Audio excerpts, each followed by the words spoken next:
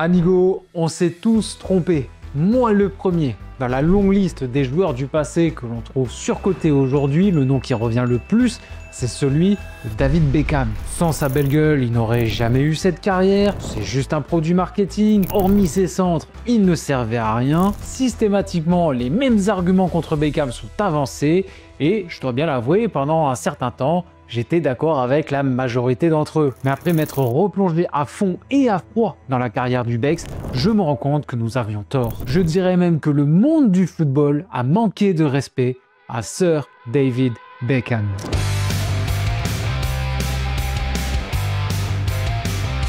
Bon, là, on s'attaque à un gros morceau. Pour juger la carrière du père Beckham, j'ai travaillé particulièrement sur 4 points. Le talent, les stats, le palmarès et de manière générale, l'impact sur l'histoire du football.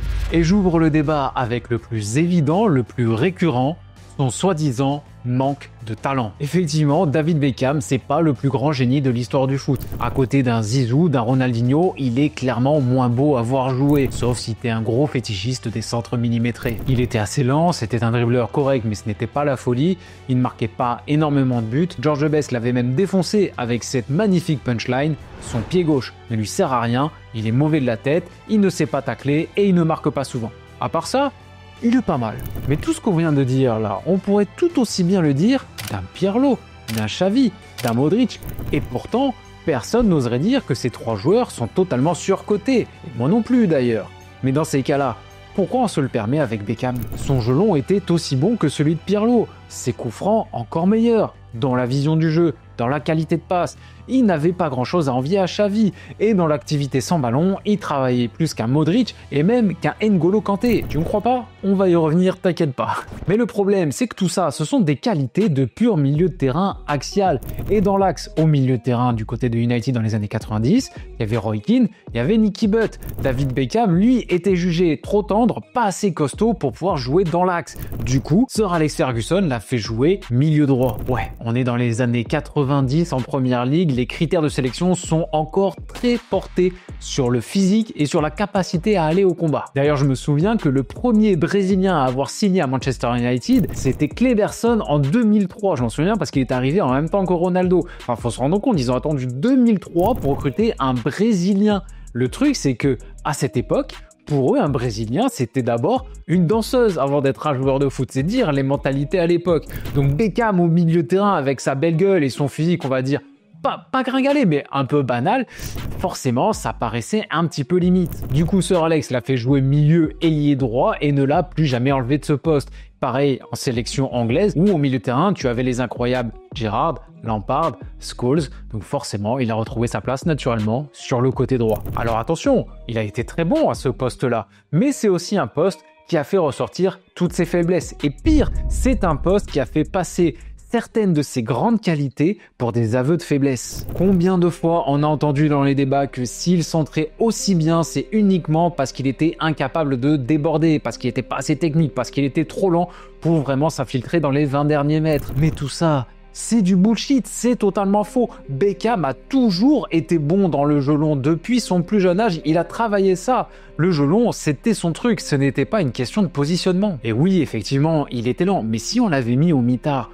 on s'en serait foutu, comme on se fout de la vitesse d'un Pirlo ou d'un Xavi. On se serait concentré plutôt sur sa qualité de passe, qui était sublime, sur son volume de course, qui était monumental. N'Golo Kanté, Coupe du Monde 2018, 9,8 km par match. Je suis honnête, j'ai pris les stats de Kanté Prime là quand même. Luka Modric, Coupe du Monde 2018, 10,3 km par match. On parle des mecs qui ont le plus couru durant cette compétition et sur seulement 7 matchs. David Beckham en 2001, sur toute la saison de Première Ligue, sa moyenne de kilomètres parcourus était de 14 km. Il a même déjà fait des matchs à 16 km parcourus, ce fou, c'était démentiel. Et là, je te parle d'une époque où le football ne mettait pas encore autant l'accent sur l'intensité. Et même aujourd'hui, ce volume de course reste absolument hors du commun. Mais ça, absolument personne ne le met au crédit de David Beckham. Son volume de jeu était monstrueux, sa qualité de passe était incroyable, ses coups francs étaient monumentaux. Il avait une mentalité exemplaire, c'était un travailleur hors pair, mais ça ne suffisait pas. Non, nous, à l'époque, on a préféré le résumer à un vulgaire produit marketing. Alors attention, je dis pas que c'est faux, oui, c'était un produit marketing, jamais les marques ne s'étaient autant emparées d'un joueur. Ça, c'est factuel. Il était beau, sportif, célèbre, le profil était parfait pour toutes les marques de mode et de luxe du monde entier. C'était même devenu un people depuis qu'il s'était mis en couple avec Victoria des Spice Girls. Alors ok, cette médiatisation outrance, ça l'a rendu riche et célèbre, mais ça ne collait absolument pas avec son jeu. Une star pareille, tu t'attends à voir la réincarnation de Pelé et Maradona à chaque match, pas le père spirituel de Kevin De Bruyne. Et puis il faut l'avouer, il y avait beaucoup de jalousie de la part du monde du football autour de Beckham. Si certains l'ont mal compris, comme moi à l'époque, d'autres ont volontairement fermé les yeux sur ses qualités par pure aigreur. Parce que le côté beau gosse, cheveux peroxydés, tatouages, aujourd'hui ça passe. Mais à l'époque, ça faisait jaser. Bon, passons au stade dorénavant. Là aussi, c'est une critique assez récurrente quand on parle de David Beckham. Il manquerait de stats. Bon, déjà, je vais commencer par un rappel important. Les ailiers buteurs à minimum 30 buts par saison façon Messi ou Ronaldo, à cette époque-là, ça n'existe pas. À cette époque, un ailier, c'est un ailier. Ça va tout droit, ça colle à la ligne, ça cherche à centrer avant tout le monde, ça cherche à jouer pour les autres. De temps en temps, ça repique dans l'axe. De temps en temps, ça marque des buts, évidemment. Mais tu ne voyais quasiment jamais, comme on peut le voir très souvent aujourd'hui, des ailiers finir en position d'avant-centre à la fin de leur course. Et le Bex, dans ce registre d'ailier à l'ancienne, mais en plus incapable de déborder, c'est 722 matchs, 127 buts, 225 passes décisives, soit environ un but tous les 6 matchs et une passe décisive tous les 3 matchs. Et si on retire ses piges à Milan et à Paris où il était clairement cramé, il était grandement temps de prendre la retraite à ce moment-là, bon évidemment le ratio grimpe encore. Maintenant comparons ça à un grand ailier droit de l'époque, au mec qui a poussé Beckham vers un autre poste quand les deux étaient au Real Madrid, Luis Figo. 657 matchs, 118 buts, 218 passes décisives, soit environ un but tous les 6 matchs et une passe décisive tous les 3 matchs. Je suis pas allé prendre n'importe qui là non plus pour la comparaison. Figo, à cette époque-là, au poste d'ailier droit, c'est la référence. Et lui était considéré comme un ailier tout ce qu'il y a de plus classique. Il était vif, dribbleur, pas hyper rapide non plus, c'est vrai, surtout quand on parle de sa deuxième partie de carrière côté Real Madrid. Mais parler d'un ailier classique et pourtant, les ratios sont les mêmes que ceux de David Beckham. Alors je te vois venir, tu vas rapidement me rétorquer dans les commentaires que la plupart des buts de David Beckham, contrairement à Figo, étaient sur coup franc. C'est pas tout à fait pareil. Alors, tu n'as pas tort, mais c'est pas totalement vrai non plus, parce que David Beckham, t'as quand même pas mal de buts dans à peu près toutes les positions, et t'as aussi une très belle collection de grosses frappes à l'extérieur de la surface, assez succulente. Si tu ne crois pas, fais-toi une petite session de highlights juste après sur YouTube, il y a tout ce qu'il faut. Après oui, c'est vrai, une grande partie des buts qu'il a inscrits sont sur coup de pied arrêté, mais j'ai envie de dire, et alors? C'était un magicien des coups de pied arrêtés. Pourquoi le lui reprocher? Faut-il absolument qu'un but soit inscrit dans le jeu pour qu'il soit reconnu à sa juste valeur? Qu'on puisse avoir ce genre de débat si on parle de penalty. Là encore, je veux bien le comprendre, mais là quand même, un coup franc, c'est pas donné à n'importe qui. D'ailleurs, on en voit de moins en moins dans le football. Ça me fait penser qu'on disait exactement la même chose, on faisait le même raccourci débile avec Juninho en Ligue 1 à l'époque, comme quoi, sans ses coups francs, il n'y avait plus rien. Mais c'est faux. Juninho, même sans les coups francs, c'était un joueur de fou. Et puis ces passes, bordel, ces passes, c'était téléguidé, les centres du Bex qui atterrissaient pile sur le bout du crampon de Van Nistelrooy. C'était de l'orfèvrerie, c'était de l'art, c'était incroyable. Ces corners toujours tirés à la perfection, l'impression de danger à chaque fois qu'il allait tirer un corner, pas pendant, juste avant. Vraiment, des fois, t'entendais même le stade couper son souffle tellement qu'on savait que c'était dangereux. Ça, je ne l'ai ressenti avec aucun autre joueur. Mais tout ça, les médias, les experts, le grand public, ça ne leur suffisait pas. Eux, ils voulaient plus de buts. Eux, ils voulaient plus de dribbles, plus de magie. Parce qu'effectivement, à côté d'un artiste comme Zizou, comme Ronaldinho, comme Totti, ça fait moins rêver visuellement. Tout ça m'amène à mon troisième point, le palmarès. Mais juste avant, pensez à vérifier si vous êtes bien abonné à la chaîne, s'il vous plaît. Beaucoup de gens regardent mes vidéos chaque semaine et ça, vraiment, ça me touche beaucoup. Merci beaucoup. Mais beaucoup le font malheureusement sans être abonnés à la chaîne. Et ça, c'est super important. Si vous voulez que je vous propose plus de contenu, que j'améliore la qualité des contenus sur cette chaîne, pensez à vous abonner, c'est gratuit et ça m'aide énormément. Je compte sur vous. Troisième point donc, le palmarès. Et là aussi, j'ai l'impression que le grand public a tendance à oublier tout ce que ce mec a pu accomplir dans sa carrière. Peut-être parce que l'essentiel de son palmarès s'est constitué dans la première partie de sa carrière à Manchester, à la fin des années 90. C'est l'avènement de la Class of 92. Avec Giggs, Scholes et Neville, il rafle 6 premières ligues, 2 FA Cup, 2 Community Shield et surtout une Ligue des Champions en 1999. Meilleur jeune de PL en 97, 3 fois meilleur passeur de PL, titulaire 4 fois de suite dans le 11 de l'année de PL, titulaire en 2001 et en 2003 dans l'équipe type de l'année de l'UEFA et surtout deuxième au Ballon d'Or et meilleur joueur UEFA et FIFA en 1999. 1999, il faut clairement en parler, amigo. Cette saison, David Beckham est le grand artisan d'un triplé absolument historique, doublé d'une remontada en finale dont il est le principal héros. Et ça, je pense que beaucoup ont tendance à l'oublier. D'une, parce que ça commence sérieusement à dater, c'est vrai, mais aussi parce qu'il n'a pas marqué en finale. Quand on pense à cette finale de 99 entre Manchester United et le Bayern, on pense avant tout à Teddy Sheringham, à Ole Gunnar Solskjaer. Mais qui a été le seul au niveau durant toute la finale? Qui a su remotiver tout le monde quand tout semblait perdu? Et surtout, qui est à l'origine de cette remontada miraculeuse avec 2 corners tirés à la perfection? Beckham, Beckham et Beckham. Et si on parle de ce triplé, il faut parler également du match pour le titre en Première Ligue. Qui marque le but égalisateur contre Tottenham dans un match où Manchester United avait particulièrement mal commencé? Et attention, pas n'importe quel but, c'est encore Beckham. On a souvent raillé Beckham à l'époque parce que de tous les Galacticos, c'était le seul à ne pas avoir de ballon d'or. Mais en 1999, on lui a un peu volé quand même. J'adore Rivaldo, un magnifique joueur, un peu sous-coté par moment, je suis très content qu'il ait eu un ballon d'or dans sa carrière. Mais cette saison, Rivaldo, c'est une Liga, très bien, une Copa América, super. Mais à cette époque-là, ça ne rentre absolument pas en compte quand on parle du Ballon d'Or. Encore aujourd'hui, le monde du football est très centré sur l'Europe, alors je te dis pas à l'époque. Mais le pire, c'est en Ligue des Champions. Avec Barcelone, Rivaldo, il sort dès la phase de poule et il sort derrière Manchester United. Bon, après, il faut être tout à fait honnête, il était quand même dans un sacré groupe de la mort. Il y avait le Bayern, Manchester, Barcelone et Brøndby. C'est pas si honteux que ça d'être sorti dès la phase de poule. Et dans la double confrontation en phase de poule, Beckham a marqué contre Barcelone par Rivaldo. Bref, en 1999, Beckham, d'un point de vue collectif et individuel, était au-dessus de tout le monde. Il méritait le Ballon d'Or. D'ailleurs, Rivaldo l'explique très bien lui-même. La principale différence entre nous deux, c'est que je marque plus de buts. Lui dribble moins et joue plutôt à 1 ou 2 touches de balle, tandis que moi, je suis plus apte à mener des actions individuelles qui peuvent déséquilibrer un match.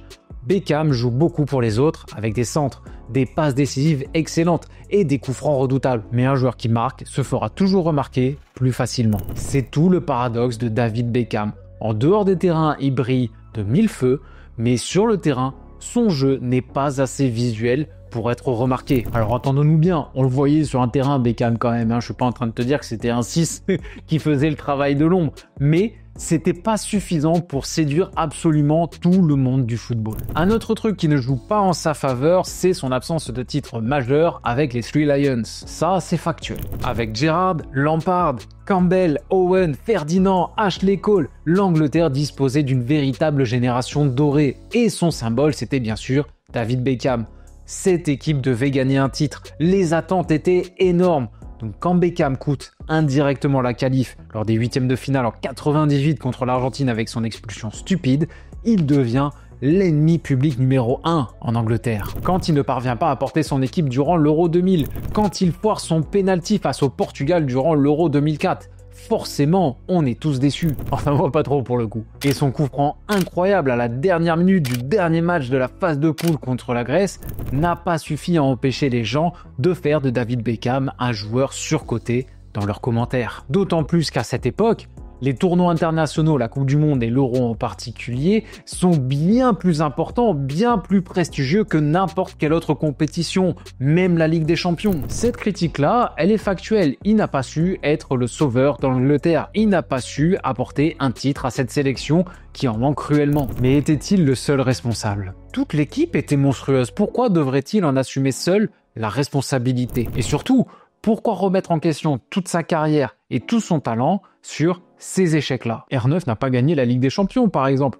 c'est pas tout un foin. Passons au Real, parce que beaucoup résument son passage dans ce club à un flop. Bon, déjà c'est faux, mais en plus de ça, c'est toute la politique des Galacticos qui est un flop à cette époque. Beckham, qui est le dernier Galactico arrivé, a souvent été présenté comme le maillon faible, le grain de sable qui a enrayé la machine.